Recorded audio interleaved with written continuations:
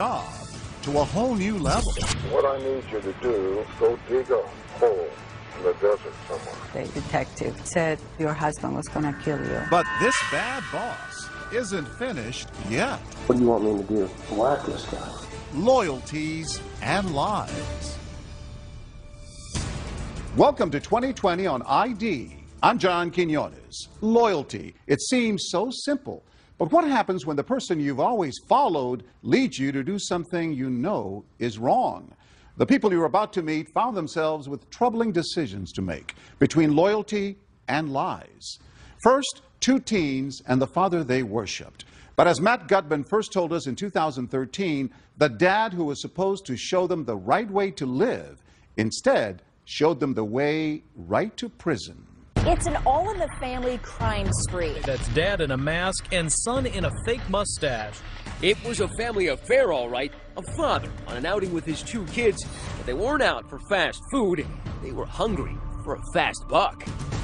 These three, the Cat family, didn't look like the typical jailbirds in the FBI's most wanted list.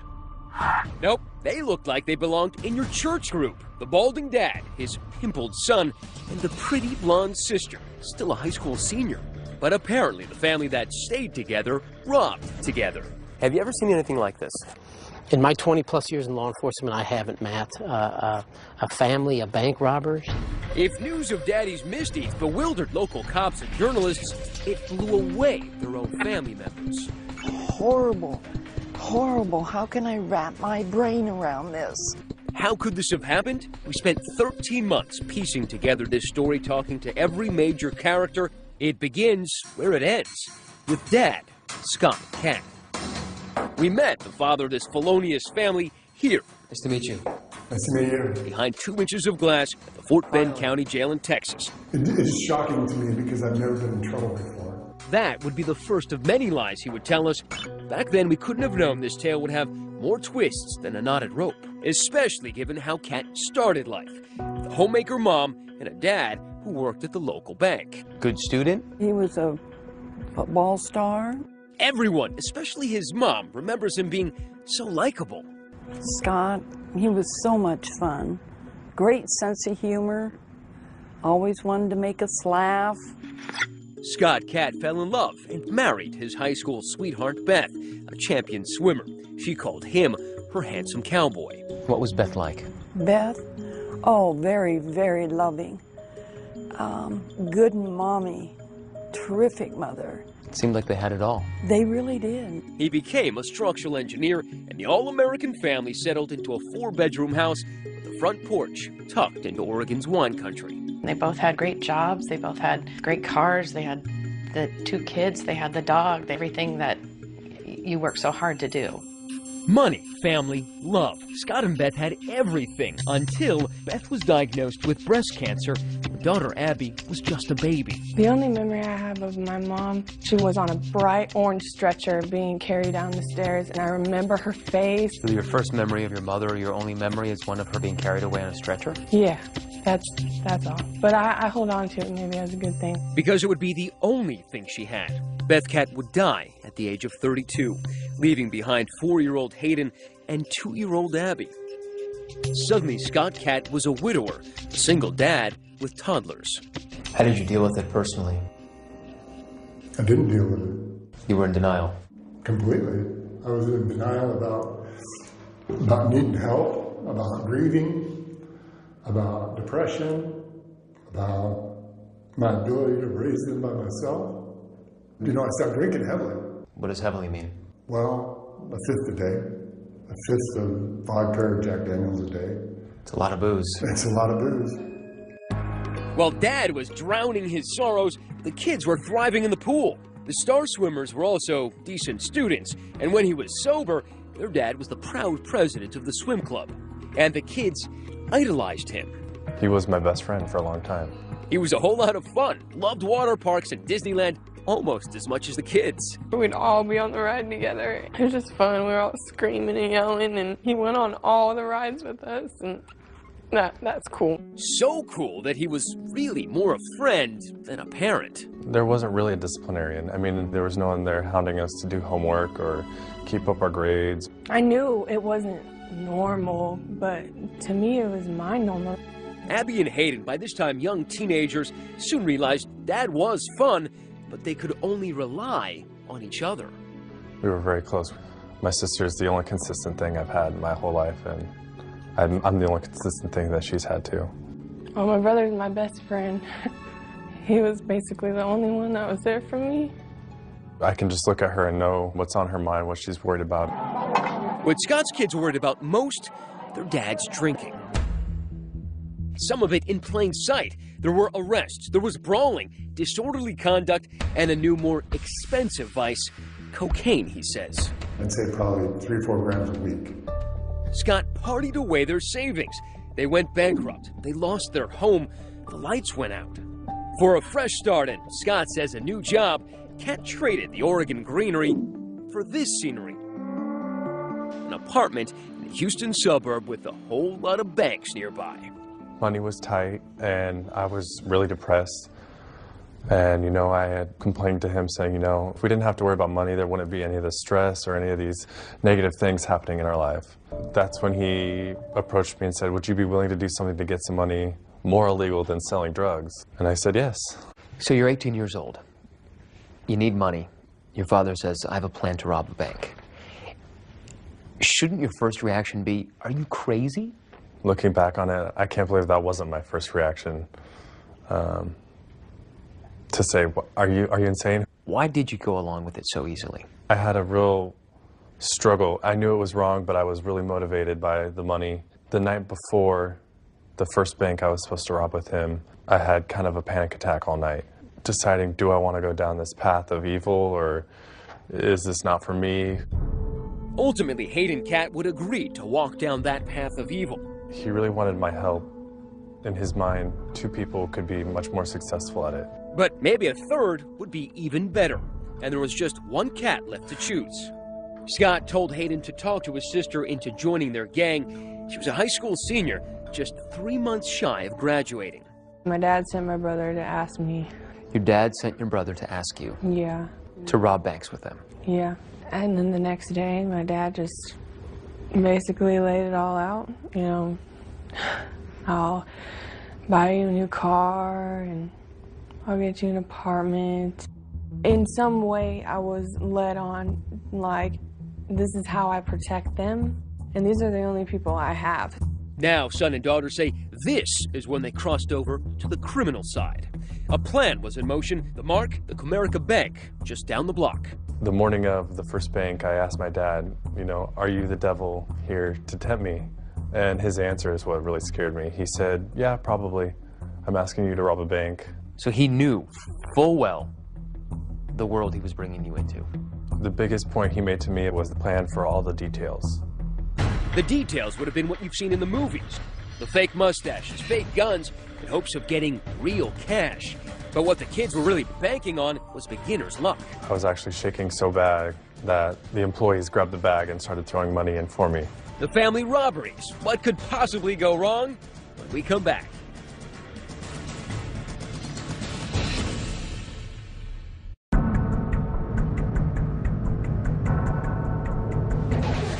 .93-degree Texas heat. The Cat family wasn't headed to a water park, but to a stick-up, a small bank in a strip mall.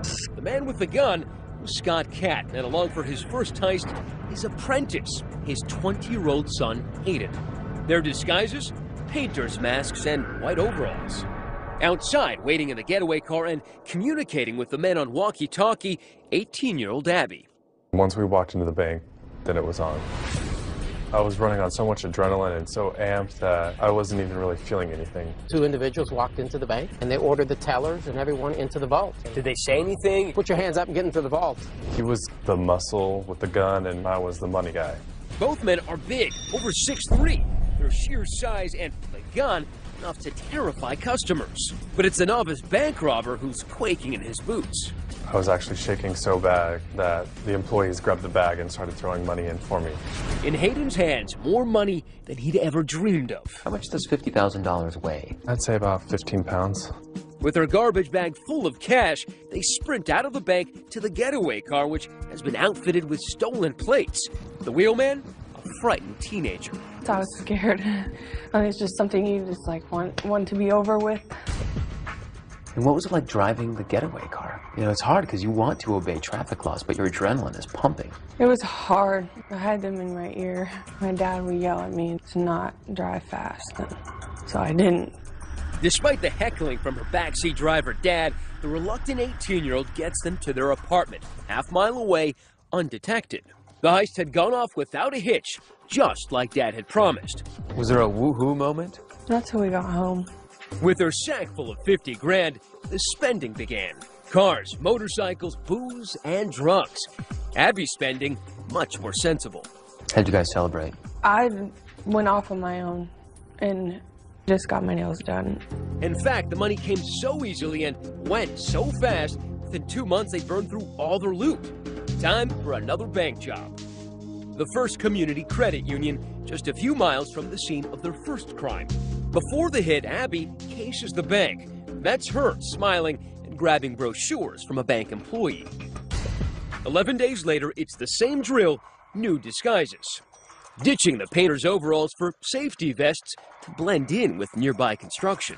They walked into the bank with orange construction vests on. Did you carry a gun in there? No. We used a BB gun. But it looked real. Yeah. I remember a few people's face still. What was their reaction? Total shock. Terror? Yeah, they were scared, terrified, definitely. You start walking into a bank with a weapon and you start pointing that at people and ordering them to, you know, cough up the money. I mean, that can change your life forever. Their take after 2 bank robberies, over $100,000. But the loot isn't exactly divided up evenly, according to the kids. What percentage were they willing to give you? 10%. Did you feel like 10% was enough? Oh, yeah, because I never even had that much money. So Your whole life? Right. $10,000. It was enough for me. Enough to buy a very practical used Ford Focus and more of those manicures. I guess by now you're aware that in Texas, whether you're the driver or you're the guy holding the gun, holding up a teller, it's the same crime. Yep. But you didn't know that then? No, I didn't know that then. And I know the part that I played was wrong, but it was my family, and that the loyalty was greater at that point. But her father and brother seemed more loyal to the cold, hard cash that was coming in and to blowing it fast. Shopping, cars, partying, really nothing to show for it. When the comforts of daily life include Jack Daniels, a new Chevy Tahoe, a Harley, and a swank new Houston apartment, even 100 G's can disappear pretty fast. And for the Cat family, that meant one thing: time to go back to work. Had you planned another heist before you got busted? Yeah, the morning they picked us up, I think we were going to do probably 1 or 2 more. That day? Yeah. That's right, the Cats had gotten cocky, planning a pair of heists the day before their arrest. It got to a point where I thought my father knew what he was doing so well that there's a risk involved, but the risk was so minimal. But that would prove to be wishful thinking because, as we all know, where there are robbers, there are also cops. And the cops were already on to them. On the surveillance video from the latest heist, they picked up a detail that would impress even Sherlock Holmes. The vests looked new. They actually had creases in them. Because they were creased, you figured they were new. And because they were new, they must have been purchased somewhere nearby. We were able to tie those 2 vests back to a local Home Depot. And those vests were purchased with a MasterCard debit card that went back to Scott. By using that MasterCard, Scott Cat might as well left his calling card. And there his kids are using it in Home Depot to buy the gear they were about to use in a bank heist. It was just the break detectives needed, and the Cats were in the bag. When Scott was arrested, the detective that actually made contact with him told him, well, you're under arrest for bank robbery. And Scott's initial response to that was, which one? They quickly arrested Hayden as well, who was up in the apartment. There, they found the kind of evidence gumshoes dream of. In the apartment, we found some bank straps. And a bank strap is a little paper strap that wraps around a certain quantity of money. Usually it's 1,000 denominations. And it identifies whatever bank it is that it comes from. And some of those straps were from a bank in an entirely different state. Suddenly, cops realized Cat is no rookie, but a bank bandit with a resume. They now had more than enough evidence to haul both Cats in for questioning, and authorities were zeroing in on Abby, too. Abby called and she was yelling at me. I'm in jail and I need $10,000 to get me out of here. Get me out of here right now. And I said, you have to get that money from your father. She says, he's the reason I'm in jail. When we come back, the interrogations begin, and everyone is in for a shock. I hated the job. I'll just rob banks. Probably better at that anyway.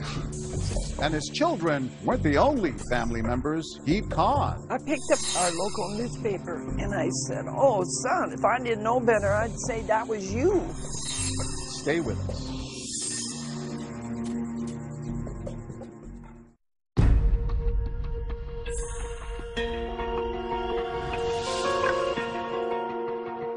Police had nabbed Scott Cat for holding up 2 banks.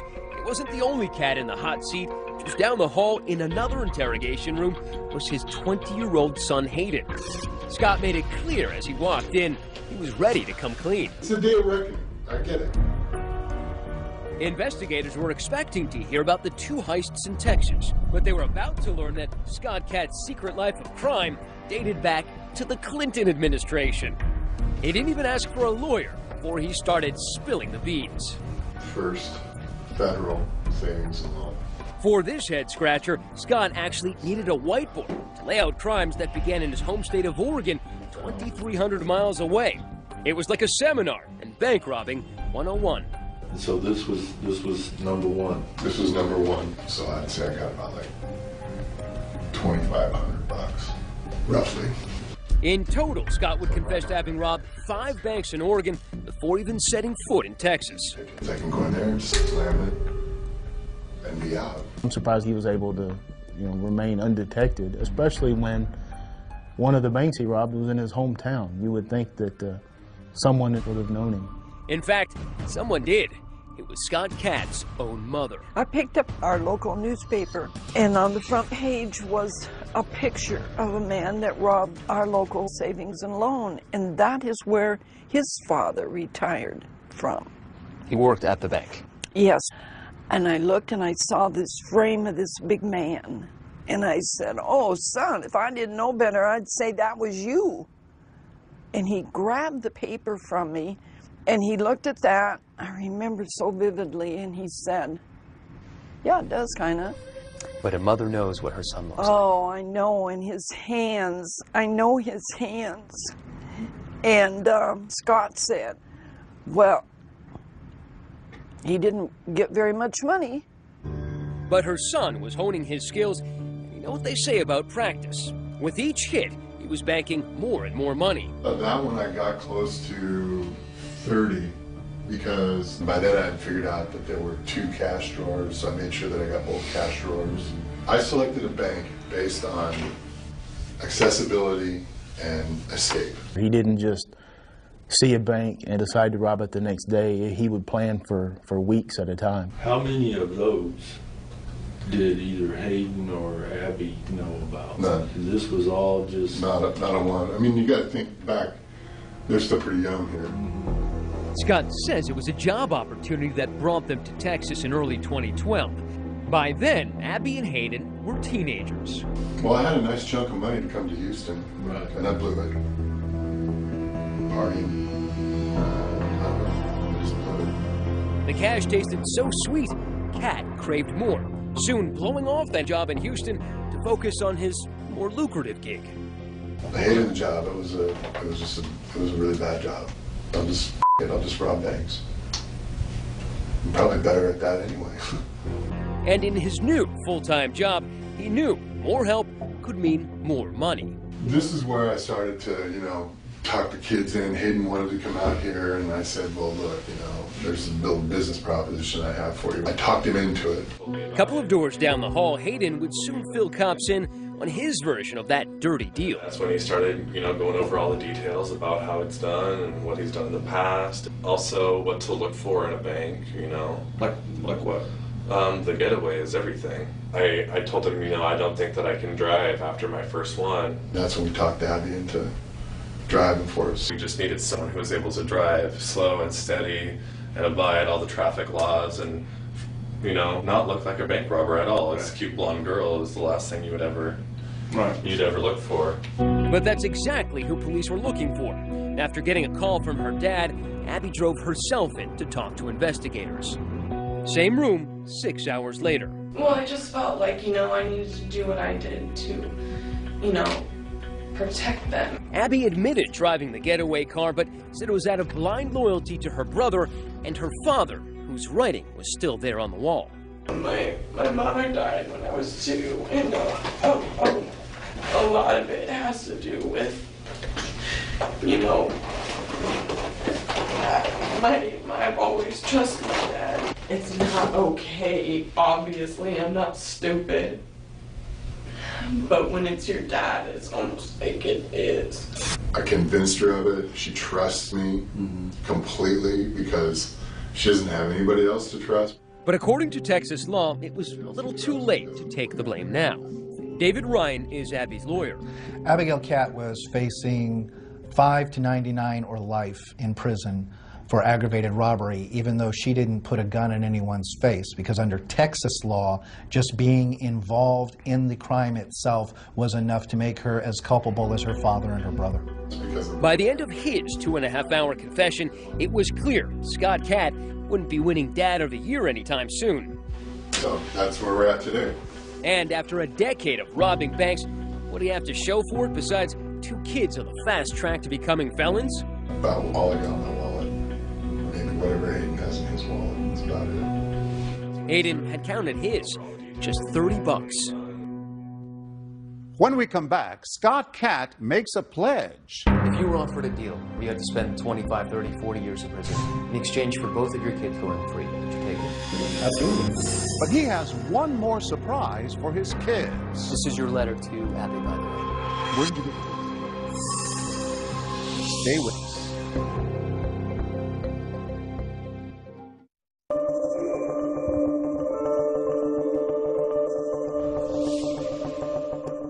The pretty house with the wraparound porch in Oregon is now in the Catt's rearview mirror. Their new home is the big house behind the bars of the Fort Bend County Jail in Texas. The family had been held in separate cell blocks and hadn't seen each other in over a year. Jailhouse life had taken its toll. Scott said there wasn't enough food and he'd lost more than 70 pounds, almost unrecognizable to his own mother when we showed her footage from our interview. He's a old man. $2,000 a week. Yeah. He doesn't look the same. Oh, I miss him. He's old. I don't want to see anymore. She's heartbroken by what her son did to the grandchildren she'd helped care for after their mother died. It's so hard. I wish I knew why he did this. I will never know. When we sat down with Scott, he wanted us to believe he was a changed man, a father who would do anything for his kids. If you were offered a deal where you had to spend 25, 30, 40 years in prison in exchange for both of your kids going free, would you take it? For them going free? Absolutely. What about life in prison? Sure. Would you have said you were a good father? I thought I was. Do you think you are now? I have the serious doubts. I mean, I think that we're all sitting in here right now because of my inability to be a parent. What would Beth say, your first wife? What would she say about you dragging your kids into... I can't even imagine. Can't even imagine. I'm really ashamed. Mommy. That's when he cries. About my mom. He wouldn't cry about his kids, but he cried about his wife. Yeah. In fact, as we would learn, he would put in pen and ink how little he cared. Abby's lawyer gave us letters from their dad in which he encouraged them to do hard time so that he could do less of it. With this new information, we went back to confront Scott, this time face to face. This is your letter to Abby, by the way. Where did you get this? It's your handwriting, isn't it? Yeah, it definitely is. And it's your letter. Yes. You told me recently that you would be willing to spend life in prison in order that your kids do not spend time in prison. I would. But here you are asking her essentially to do time For you? Yeah, I was trying to manipulate. I'm trying to get something. Who are you manipulating? I'm trying to get everybody something that they can live with. Everybody, you got your kids involved in this. And you're asking them to do time for you. It says it right here. I do believe that you doing prison time will be good for me, and I know that wasn't an easy choice for you. And that's what she said to me in the previous letter, that she was willing to do that. Wouldn't most parents say, try to dissuade their children, say, please, don't admit to anything. I will take the entire blame here. I would love to, but they have so much evidence on everybody that what are we supposed to do? Your father says he blames himself. He says he's lied to you for many years. Mm-hmm. Do you believe him now? Am I just supposed to believe him all of a sudden? I want to, and I've always wanted to.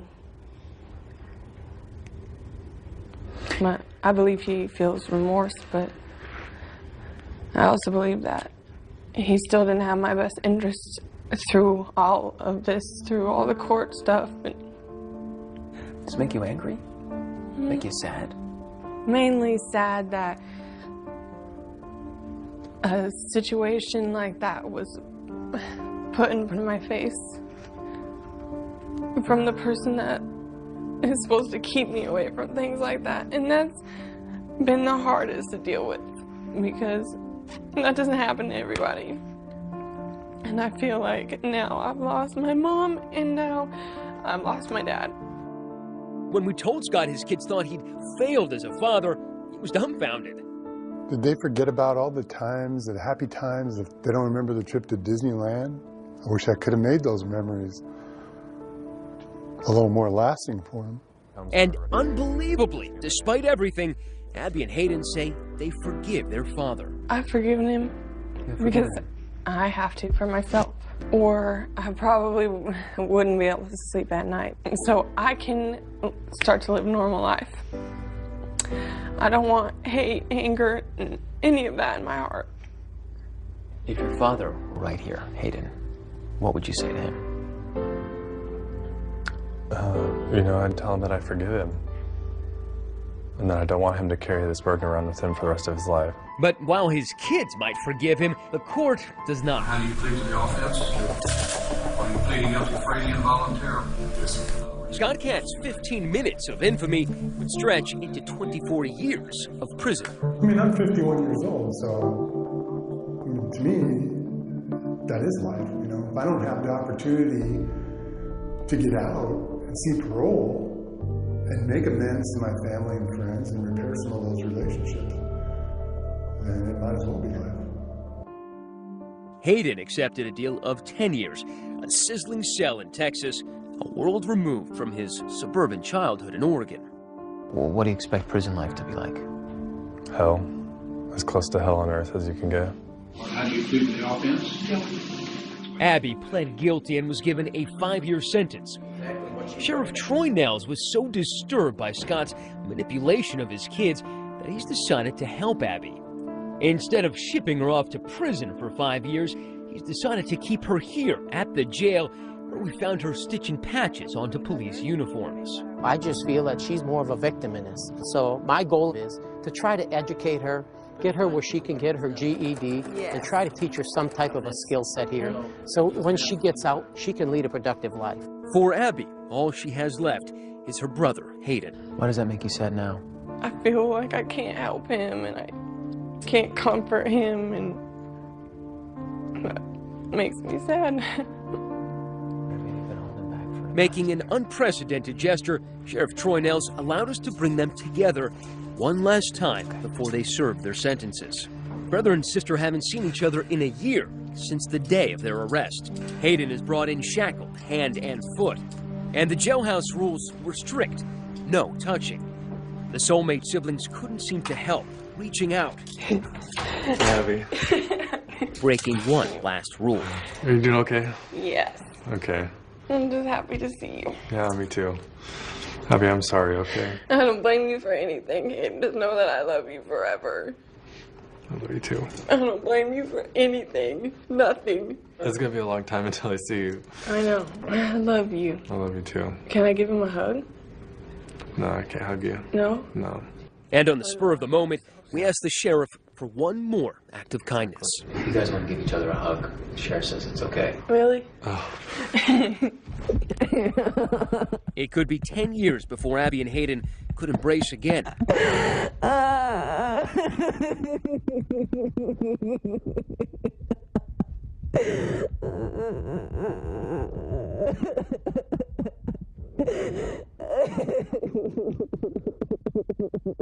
Listen closely. Our mic's picking up Abby's heart, pounding.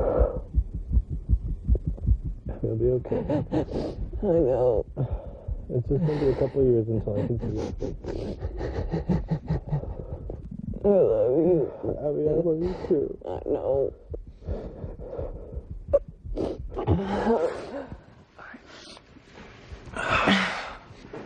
I don't want you to go. I know. And gushing out came the grief and the regret and the anger. Thank you for the hug. I needed it. I know. I love you. I love you too, okay? Okay. If you ever start to feel down or anything, just start to think about all those good times we've had, okay? Okay. That'll get you through. Okay. All right. I love you. Abby, I love you too. I'll see you soon, okay? Okay, bye. And after 10 minutes of comfort, shackled again. The siblings' love for one another, the one thing their full-hearted father couldn't destroy.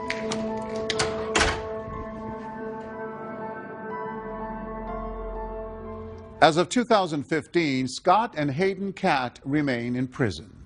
Abby hopes to attend college upon her release with the help of a woman who saw her story on 2020.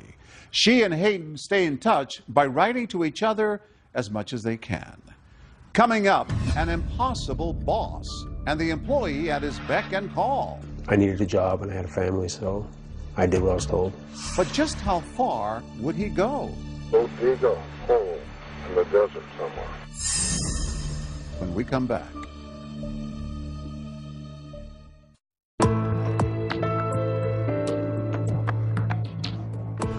A long-suffering employee spends years meeting his boss's escalating demands, and then a new task, one that would make him an accomplice to murder. As Jim Avila first told us in 2013, the question was, would he follow orders or take the lead straight to the police? Welcome to Arizona Shower Door, a sprawling box of a company in Phoenix, lined with palm trees, where 45-year-old Patrick King had tried to earn a living and support his family. That is, until he got a call from his boss to meet him here in this bank parking lot for a special favor. That's Patrick's truck. Inside is Patrick and his boss, Fred Nadler, and this is their day-off conversation. What I need you to do, in super secrecy, okay, is go dig a hole in the desert somewhere. Dig a hole in the desert? Sound odd, even suspicious? Not to Patrick. In fact, it was just the kind of thing he was expecting after 5 years of working for Nadler, a self-made millionaire and owner of Arizona Shower Door, whose corporate credo was as clear as the glass he peddled. This is my company, you work for me, and if you don't like it, there's the door. Was he serious? Oh, yeah. Patrick started out as a crane driver, but quickly became Fred's right-hand man. And what kind of boss was he? Ruthless. So ruthless that Patrick says he was working 85 to 90-hour weeks, but only being paid for 40. I missed my kids being born. I didn't take any time off. He made me come back to work 4 or 5 hours later. And if Patrick had any objections, he said Fred had a special way of reminding him who was boss. He made me carry a paycheck stub that said Fred B. Nadler on it. 2-3 times a week, I'd have to pull out a paycheck. And he goes, "Who signs your paycheck?" And I said, "Well, it says Fred B. Nadler, sir." He goes, "Are we clear?" And I said, "Crystal clear." And he wanted you to do whatever he said?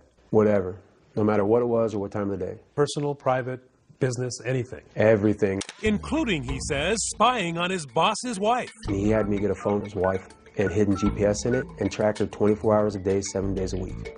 And I complained about a lot of the stuff there and not wanting to do it, but I needed a job and I had a family, so I did what I was told.